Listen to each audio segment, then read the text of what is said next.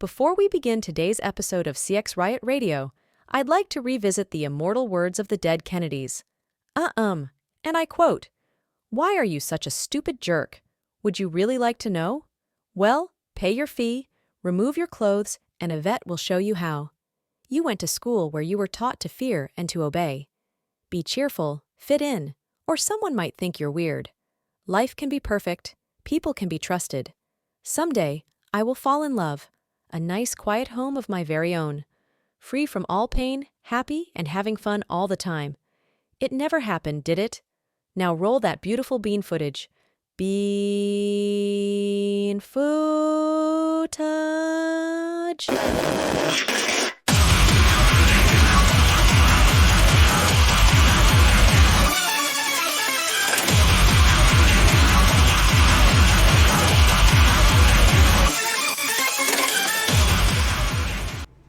Hey, welcome back to CX Riot Radio, where we talk about customer experience and stuff still in a hyper-caffeinated state. I'm David, the Caffeinated CXO, and I'll be your host on CX Riot Radio, because that's just how we roll. Host to who? Host to you. That's right. Because unlike other podcasts, we don't usually have guests here. And that's true today as well. So, let's get into it. Let's get into the ask. Because I don't run ads and I don't have sponsors for two reasons. One, I don't want to be told what to say. And more importantly, I don't want to be told what not to say. Okay? The second reason is nobody's offered. And there are a few companies that I would take a sponsorship from, especially if they make energy drinks or even coffee. I think that would be cool. Anyway, let's go. Let's do the ask. If you could be so kind as to like, comment, rate, review, and share the show so we can make the show grow. I would love you forever. That's right. Forever. Until the stars wink out of existence, my love for you will go on. Until the heat death of the universe. Not many people can say they'll love you that long. So what are you waiting for? Go ahead and do all that stuff. Because heat death, universe, stuff. All right. So today we're going to do another episode, yet another one, about the importance of reviews. And more importantly, customers' trust in reviews. So, according to an article I found on cxtoday.com, which it looks like they've erected a little bit of a paywall on their site, but not too bad of one. All right. Which it is what it is. That's the way online platforms go, right? I've talked about it before. I've talked about it on Rob Dwyer's podcast, Next in Queue. You should listen to that. Google it. Look it up on YouTube. Yeah. If I remember, I'll put a link in the doobly-doo. Because I don't know what it's called. That text underneath the video or the episode. Show notes. Summary. I don't know. So, according to this article, 75% trust reviews. 75% of what, you may be asking? 75% of customers trust reviews. All right. So, and I'll read directly from the article because I know how much you love that. You love that, don't you? Based on recent online review trends, 75.5% of consumers express trust in reviews, with 90.6% always reading them before making a purchase, before using your company. 90.6% are always reading.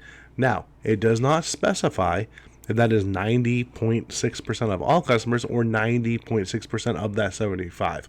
I'm going to assume, and I know what that does, but still, I'm going to assume it's 90.6% of the 75%. All right. So let's just say most people read reviews before making a purchase or using your company or booking your services, right? So shoppers are dealing with tightening budgets and want to know that if they spend money, they won't regret the experience. Wise words from this article. Consumers trust people in their area to help them make purchasing decisions that suit their needs. You won't talk to your neighbor, but you'll read your neighbor's review. Interesting. Businesses, reading from the article still, that analyze online review statistics are able to map how consumers are talking about their products and respond in a prompt manner to ensure customer satisfaction levels stay high and preserve trust in their brand. That is right. All right. So, getting reviews is one thing, right? That's hard enough. Are you going to give a 5-star experience every single time? Of course you are. Because that's important to you, isn't it? You know it is. But to rub it in a little bit more. It's not just about getting the review. No. You got to respond to those reviews. And you have to personalize those responses. And if there's any SEO people listening, you got to put in keywords in the responses without making it look like you're putting keywords into the responses to the reviews. Because nothing's going to turn off a customer more than like, oh, that's just for SEO. That's the only reason they're responding. When no, that should not be the only reason you're responding. You're responding to either thank them for praising you for a great experience, or you're thanking them for bringing something negative to your attention. Right? So, as another recent research reveals, reading from the article, nearly 50% of consumers tend to show a greater interest in businesses if they respond to reviews. That's right.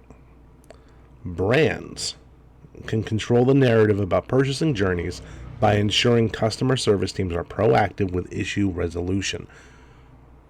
And again, I've mentioned this in other episodes, resolving the complaint is not enough. You have to restore confidence in the brand when there is a complaint.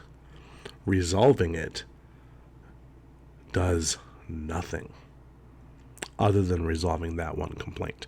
But as we've proven before, for every one person that complains, there's about 26 people that had that same complaint and didn't say anything about it. They just took their money, they just took their pride, and they walked away. Rude. I'm not going to say who's rude in that situation. But,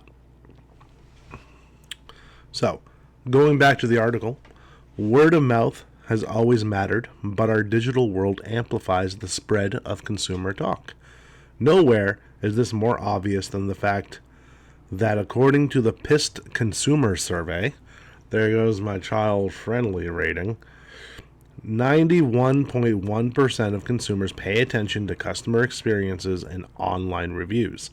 The second factor is a star rating, followed by the company's responses to reviews.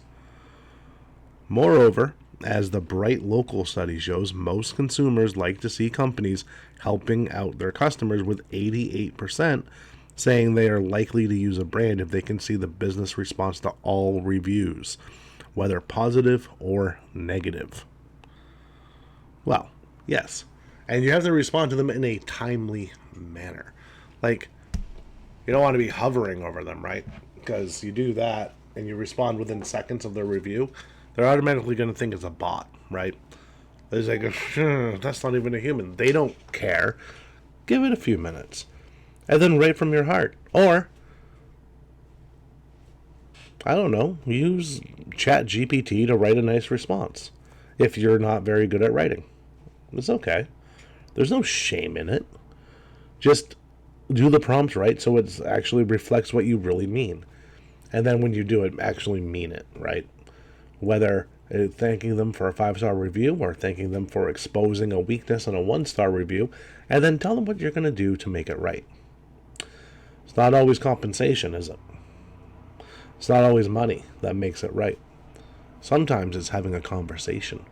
Sometimes it's shipping them a new product, or maybe even doing the service again, right? Correctly this time. It happens. So, no one's immune to that.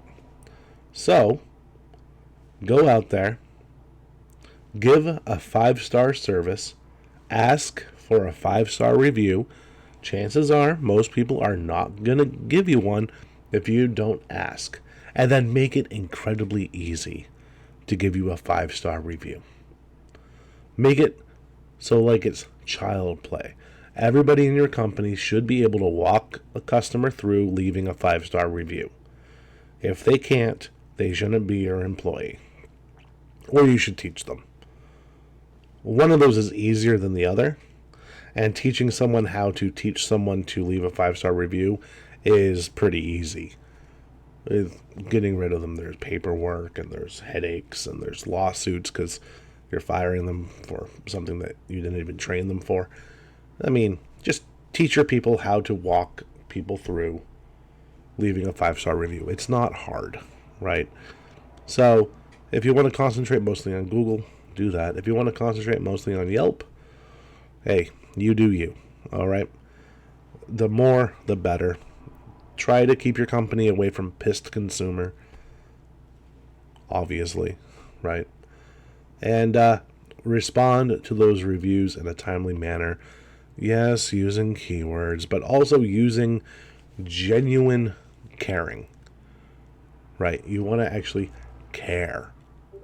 So, that's today's episode. Get reviews, respond to reviews, because people read and care about reviews. 75% of consumers care about your reviews.